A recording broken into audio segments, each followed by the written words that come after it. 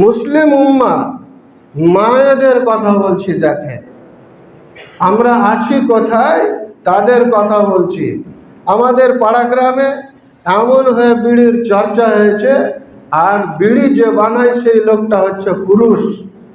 বিড়ি যে বানায় সে লোকটা হচ্ছে পুরুষ, আর বিড়ি যে বাঁধে সেটা হচ্ছে মেয়ে। বিড়ি যে বাঁধে সে হচ্ছে মেয়ে। এবার আপনি যে একবার দেখবেন দৃশ্যটা, সেটা আপনার ঘরের মেয়ে, আমার ঘরের মেয়ে, আপনার ঘরের স্ত্রী, আমার ঘরের স্ত্রী, আপনার ঘরের মা, আমাদের ঘরের মা, যে কি হই হুল্লোড় করছে, একটারও পোশাক ঠিক নাই। ওখানে যে গিয়ে তো একটা নাইটি পরে নিয়েছে, ঢাপঢাপা করে একটা নাইটি পরে নিয়েছে, ওইটা নিয়েই চলছে। না মাথায় কোনো কাপড় আছে, না তার বুকের ওপরে কোনো চাদর ঝুলছে, ওইটা নিয়েই ঘুরছে। আর আমরা খুশি, ছেলেরা খুশি কেন? 1000 বিড়ি লেগে গেছে, 180 টাকা পাওয়া যাবে, 180 টাকাতে সংসার চলবে। আর ওই পুরুষ গালায় এই আমাদের 16 মাইল মোড়ের স্ট্যান্ডে এসে যেমনি বেলা 3টা বাজলো, আর একবারে নামাজ নাই, রোজা নাই, ইমান নাই, ধর্ম নাই, কোনো কাজ করার নাই, সেজে গুজে একবার স্ট্যান্ডে মারছে পাট। একবারে রাত 10টা 11টা পর্যন্ত ঘুরছে। এগুলো সব অবৈধ কাজ, এগুলো কাজ সবই অবৈধ। ওই পুরুষদেরকে আল্লাহর দরবারে হিসাব লাগবে। তোমার মায়ের তুমি সম্মান করনি, তোমার স্ত্রীর তুমি মর্যাদা দাওনি, মেয়ের তুমি স্নেহ দাওনি, তাদের উপরে অকথ্য মানে অত্যাচার করে বিড়ি বাঁধিয়ে তুমি আরামে ঘুরেছো। তো তুমি কিসের বেটা ছেলে? আমরা কিসের বেটা ছেলে? এবার দেখেন এক একটা স্কুলের সিস্টেম হয়েছে, আপনি যেই দিকে যাবেন এক একটা স্কুলের সিস্টেম হয়েছে, ছেলে মেয়ে একই ড্রেস, ছেলে মেয়ে একই ড্রেস, একই সিস্টেম, একই কালার। ছেলেও প্যান্ট শার্ট পরে যাচ্ছে, মেয়েও প্যান্ট শার্ট পরে যাচ্ছে।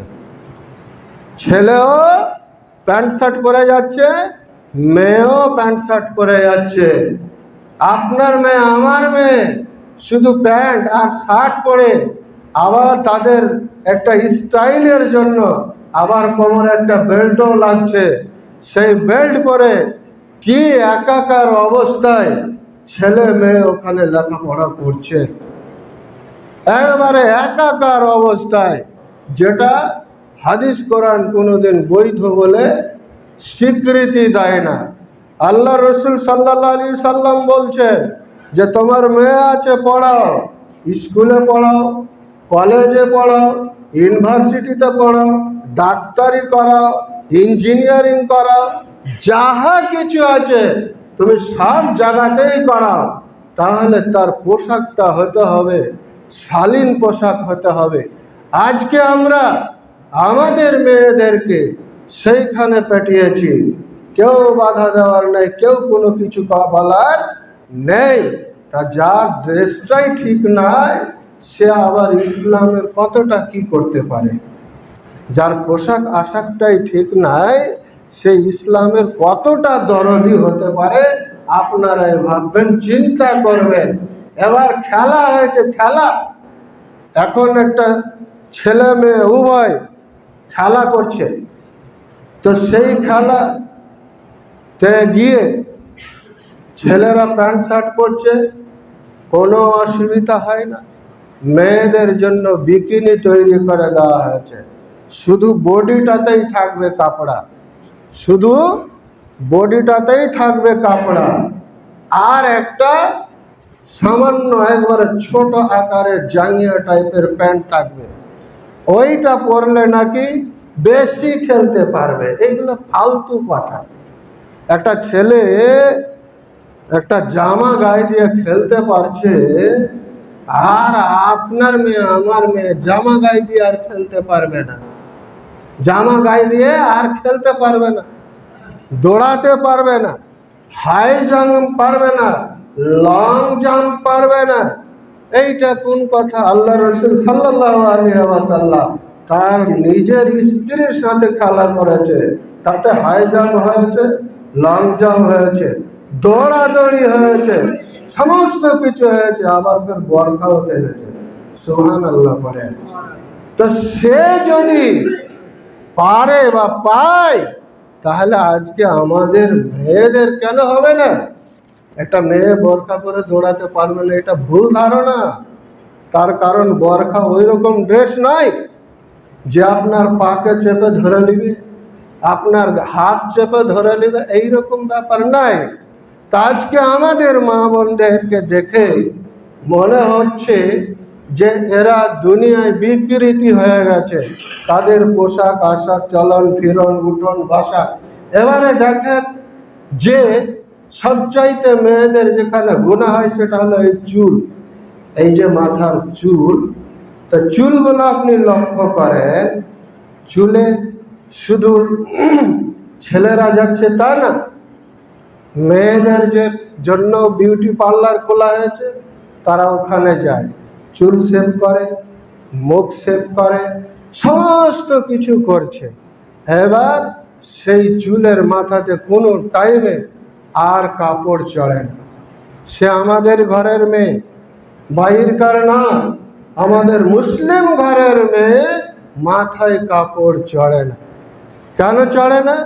যে জায়গায় পড়তে যাবে, যেই জায়গায় খেলতে যাবে, যেই জায়গায় উঠা বসা করতে যাবে, যে পার্কিংয়ে যাবে, সেই পার্কিংয়ে এই সিস্টেমটা আর নাই। তো সিস্টেমটা নাই বলে আমরা কিন্তু আমাদের মেয়েদেরকে বিকৃতি করে দিয়েছি। কোনো দিনও একবারও ভাবিনি বা একদিনও বলিনি, একটা চিঠি আকারও জানাইনি যে আমাদের ইসলাম ধর্মে এই ধরনের শালীন পোশাক, এই পোশাক সকলের জন্যই উপযুক্ত, এবং এই পোশাক পরলে আপনার জেনার ভয় কম থাকবে, ইভটিজিংয়ের ভয় কম থাকবে, আপনার ব্যভিচারের ভয় কম থাকবে। আমরা কেউ কোনোদিন বলিনি, আমরা একবার মুখও আনিনি। এই জন্যই আনিনি, না জানি কি হয়ে যাবে। তা আজকে আমাদের মা বোনদের ড্রেস আমরা বাড়ি থেকে শুরু করে যেখানেই যাবেন, ড্রেসের ভাই ইসলামিক যে নিয়ম রীতি তা অনুযায়ী হয় না। বিশেষ করে মেয়েদের মোটেই হয় না। সে আমার বাড়ি যাবেন বা আপনার বাড়ি যাবেন, আমার বাড়ি থেকে আপনি তল্লাশি শুরু করবেন, ইসলামিক পোশাক নেই। আপনার বাড়িতে যাবেন, ইসলামিক পোশাক নাই, কিছুই নাই। এমনকি আপনার বাড়ির মেয়ের মাথাতে একটা ওড়নাও নাই। তো এভাবে যদি চলাফেরা করে তা আমাদের ইমানটা থাকবে কোথায়? কোন জায়গায় গিয়ে আমরা দাঁড়াবো? তো ব্রাদার মিল্লাত, আমি যেটা বলতে চাইছিলাম সময়ের শেষে এসে, যে বিশেষ করে আমাদেরকে যারা মুসলিম উম্মাহ, বিশেষ করে আমাদেরকে আমাদের মেয়েদের হেফাজত নিতে হবে এবং ভালো পোশাকে পড়াতে হবে, ভালো পোশাক পরিয়ে স্কুলে পাঠাতে হবে, আপনার যে কোনো জায়গায় পাঠাতে হবে ভালো পোশাক পরিয়ে, এবং মাথাতে কাপড় দিয়ে বা ওড়না দিয়ে পাঠাতে হবে।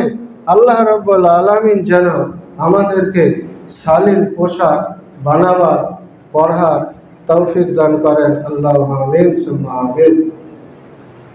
ইয়া আইয়ুহাল্লাযীনা আমানু ইযা নুদিয়া লিস-সালাতি মিন ইয়াউমিল জুমআহ ফাসআউ ইলা যিকরিল্লাহি ওয়া যারুল বাই'আ যালিকুম খায়রুল লাকুম ইন কুনতুম তা'লামুন।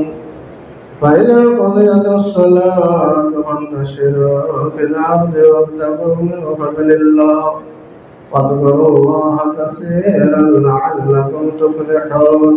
فإذا رأوا تجارة أو لهوا انفضوا إليها وتركوك قائما قل ما عند الله خير من اللهو ومن التجارة والله خير الرازقين. اللهم صل على محمد وعلى آل محمد كما صليت على إبراهيم وعلى آل إبراهيم إنك حميد مجيد.